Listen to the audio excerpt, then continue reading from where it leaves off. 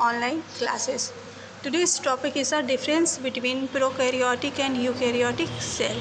आज का जो टॉपिक है जिसके बारे में हम जानकारी प्राप्त करेंगे वो है आपका प्रोकैरियोटिक सेल यानी प्रोकैरियोटिक कोशिका और यूकैरियोटिक कोशिका में क्या अंतर होता है उसके बारे में हम डिस्कस करेंगे। तो चलिए स्टार्ट करते हैं।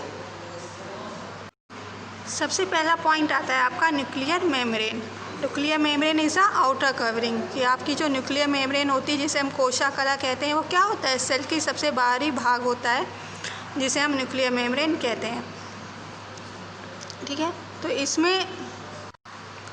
इसमें आपका क्या रहता है कि जो न्यूक्लियर मेम्ब्रेन होती है वो आपकी प्रोकैरियोटिक सेल में एब्सेंट होती है, अनुपस्थित होती है, और यूकैरियोटिक सेल में उपस्थित होती है, पूरी तरह से पाई जाती है। इसके बाद इसमें आपका आता है न्यूक्लियोप्लाज्म, जो आपका सेकंड पॉइंट है न्यूक्लियोप्लाज्म। न्यूक्लियोप्लाज्म में क्या रहता है कि आपका जो साइटोप्लाज्म होता है, एक तरह से न्यूक्लियोप्लाज्म क्या होता है जो केंद्र के अंदर भरा रहता है, उसमें आपका डिवाइडेशन होता है। और जो यूकैरियोटिक सेल होते हैं उसमें क्या रहता है, बहुत ही घना और बहुत पास लगा रहता है। ठीक है, इसके बाद आता है हेरिडिटी मटेरियल। हेरिडिटी मटेरियल मतलब जेनेटिक मटेरियल। ठीक है, अनुवांशिक पदार्थ क्या होता है, डीएनए होता है। तो इसमें आपका प्रोकैरियोटिक में सिंगल सेल होता है। ठीक है, और आरएनए जो होता है वो सर्कुलर शेप में प्रेजेंट होता है, मतलब इस तरह से राउंडेड पाया जाता है।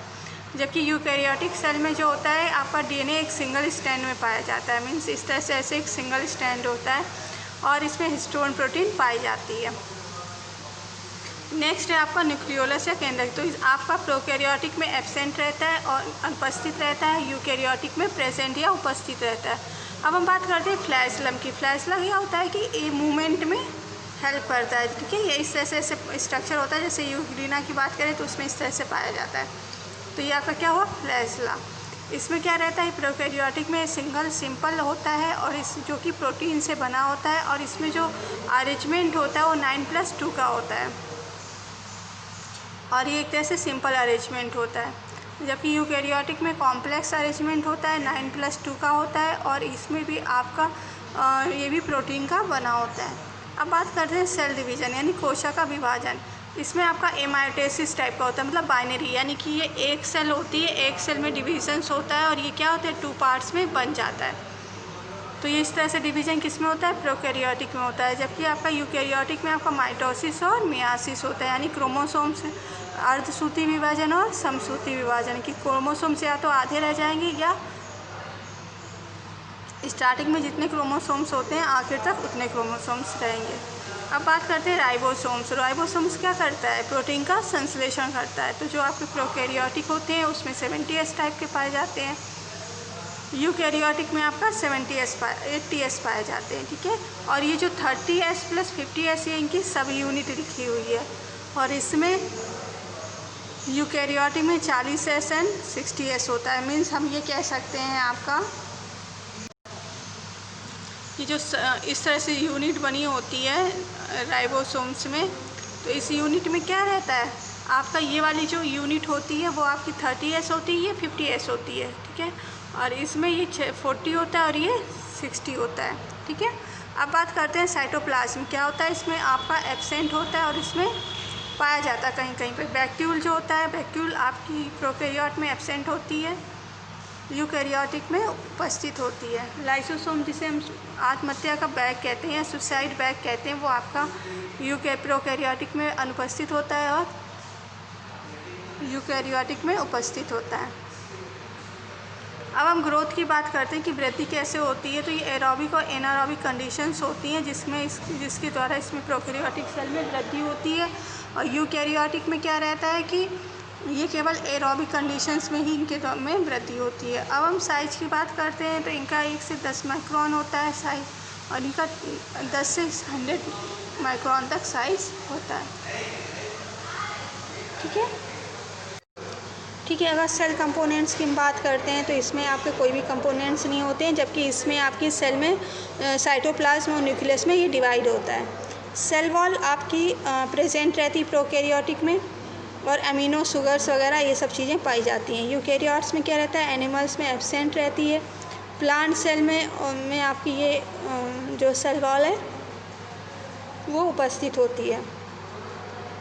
प्लाज्मा मेम्ब्रेन होता है कि आपकी क्या रहती है, प्लाज्मा मेम्ब्रेन ऐसी मेम्ब्रेन होती है जो कि लिपिड, प्रोटीन और कार्बोहाइड्रेट से ढकी हुई पाई जाती है, ठीक है। और जो यूकैरियोटिक में होती है इसमें भी प्रेजेंट रहती है। अब हम सेल ऑर्गेनेल्स की बात करें कि कोशिकांग कौन कौन से पाए जाते हैं, तो इसमें एब्सेंट होते हैं, एंजाइमेटिक फंक्शंस होते हैं, ये कई सारे प्लाज्मा मेम्ब्रेन में पाए जाते हैं, जिसमें मेसोसोम आता है। इसमें आपका डिफरेंट सेल ऑर्गन्स प्रेजेंट होते हैं। आपके रेस्पिरेटरी सिस्टम की बात करें तो मेसोसोम के द्वारा होता है, इसमें माइटोकॉन्ड्रिया के द्वारा यूकैरियोट में होता है। कैप्सूल आपका प्रेजेंट रहता है और आपका यूकैरियोटिक में एब्सेंट रहता है। अब फोटोसिंथेसिस के जो क्लोरोफिल जो होता है वो क्या रहता है आपका, इसमें वो प्रोकैरियोट्स में वो चीज़ नहीं पाई जाती है, मतलब कलर देने वाले प्लास्टिड्स नहीं प्रेजेंट होते, जबकि यूकैरियोटिक में वो प्लास्टिड्स प्रेजेंट होते हैं और उनमें जो आपका प्लांट होता है उनमें वो कलर देते हैं और फोटोसिंथेसिस की रिएक्शंस होती है। ऑर्गेनाइजेशन ऑफ द न्यूक्लियस की बात करें तो इसका आपका न्यूक्लियोइड में रहता है और इसका जो न्यूक्लियस होता है वो डिवाइडेशंस होता है, ठीक है। अब हम बात करते हैं, ये तो डिफरेंस हो गया। अब हम बात करते हैं कि ये सेल्स यूकैरियोटिक और प्रोकैरियोटिक सेल्स दिखती किस तरह से हैं। ये आपका प्रोकैरियोटिक और यूकैरियोटिक का डायग्राम है। तो ये आपकी क्या है, ये आपकी प्रोकैरियोटिक सेल है और ये आपकी यूकैरियोटिक है। प्रोकैरियोटिक सेल में बैक्टीरिया आता है, यूकैरियोटिक सेल में आप प्लांट सेल ले सकते हैं। यहाँ पे देखिए मैंने बताया था ये आपका फ्लैशला है जो कि मूवमेंट में काम कर रहा है। ये इसकी सेक्शन कटिंग है। सेक्शन कटिंग में इस तरह से पूरा ये है आपका लेयर्स में डिवाइडेशंस दिया गया है। ये पोर्शन आपका कैप्सूल्स कहलाता है। पॉइंट जो आपके हैं ये राइबोसोम्स हैं, ठीक है। और जो ये इस तरह से पतले हैं ये प्लास्टिड्स हैं पूरे। अब हम अगर यूकैरियोटिक की बात करते हैं तो इसमें माइटोकॉन्ड्रिया प्रेजेंट है, आपके माइक्रोट्यूब्यूल्स प्रेजेंट हैं, लाइसोसोम्स प्रेजेंट है, ठीक है। आपका ये smooth reticulum, rough reticulum present है, आपका वैक्यूल प्रेजेंट है, साइटोप्लाज्म प्रेजेंट है, ठीक है। न्यूक्लियस और उसमें क्रोमैटिन प्रेजेंट है। मतलब कह सकते हैं कि यूकैरियोटिक सेल में जितने भी ऑर्गन्स होते हैं वो वेल डेवलप होते हैं और पूरी तरह से वो उस ऑर्गन्स में प्रेजेंट होते हैं। तो हम ये कह सकते हैं कि आज के समय में जो सेल्स चल रही है वो कौन सी सेल्स है, वो ज़्यादातर यूकैरियोटिक है, ठीक है ना। चलिए, तो आई थिंक ये आपको कॉन्सेप्ट क्लियर हो गया होगा, ठीक है। आज के लिए हम इतना ही रखते हैं। Thank you.